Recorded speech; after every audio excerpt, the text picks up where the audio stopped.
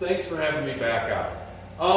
The great thing about taking care of a house like this is we're adding value to the house. You know, I grew up in a house in St. Anne that didn't have air conditioning. We didn't have an air conditioning problem. We didn't have air conditioning. So when a house doesn't have a drainage system and you add one to it, bravo. You're adding value to the house, especially when the basement isn't a complete wet all the way around, but you want to make sure that you're doing something complete. As anyone knows my reputation, knows that's how I like to do things. So let's start with the front of the house and just kind of work our way around. Front of the house is here, and over time we've had some gutters that were full, and you know, things happen, and so concrete is really strong when we compress it, but a little weak as it stands tall. So you get these little superficial cracks in them. So what we're going to do is we're going to inject where there might be water, a closed cell urethane. And wherever we might have a break in our tooth, if you will, we'll put a brace on it. We're going to put carbon fiber on it. 10,000 PSI carbon fiber is. Very light, very strong, very hip. It's the way to go. It's the way to take care of a house. So when you've got these bridging main beams, what a great way to go ahead and tighten those up by adding them as well. Little bit of a movement here. We're going to hit that as well. Little rebar crack here. Now rebar is a funny thing. They put metal inside the concrete, and sometimes these little snap ties will get water to them and they'll start to expand. So we're going to go ahead and take care of that and put carbon fiber. Again, a minor issue.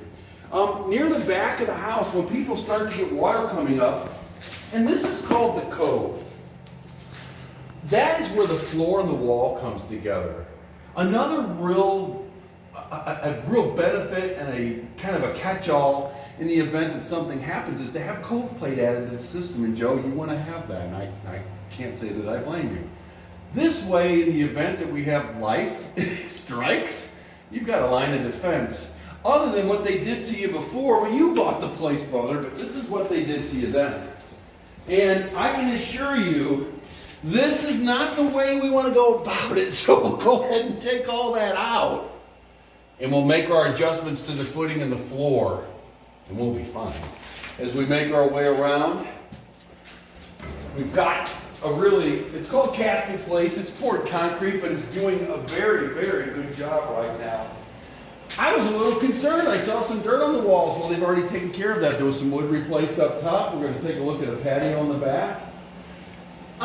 You know, Joe, you were talked about having this wall have braces put on it or plates or, you know, some super structural issues. Well, brother, at the end of the day, these beams, that's what's sitting on this wall. So when the wall wagged a little bit, when it moved a little bit, just because it doesn't have the pressure of where the main load sits on the wall.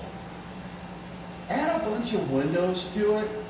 These are weak spots. So when a wall crack happens, water is part of making concrete, and water turns to a vapor. So that part of the solid goes away.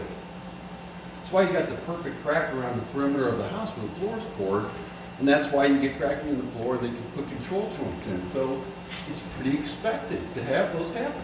It's just about maintaining them. So wherever we have a crack where we've got to get in and inject it like this, sometimes put some hydraulic cement over the top. We'll remove all of that, inject it with the closed cell urethane with an epoxy skin, and then be covered by carbon fiber. So all these pieces will be removed.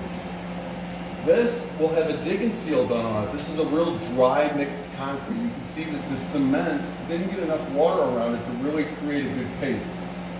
It doesn't matter. When we go outside, we're going to put a coating on it, bridge the gap so that we don't have anything leaking through. So at the end of the day, when we put a drainage system in, we're going to put a pump in this corner and we're going to discharge to the street. Now the pump has a lid on it, so let's just pretend this is my basin, not too far off the actual size of one. There's bolts that go around it, so we don't have an issue with the house having radar just pumped into the house. And if it ever shows, and in this town, you never know what you're going to have as far as a house showing it and not showing it. But looks like roughing's been done for a bathroom down here to some extent, so that's something that can be utilized moving forward. But having said that, appreciate the opportunity to get to work here, and we're about to add value to this house by strengthening up the walls and putting a drainage system in. Until next time, thank you so much.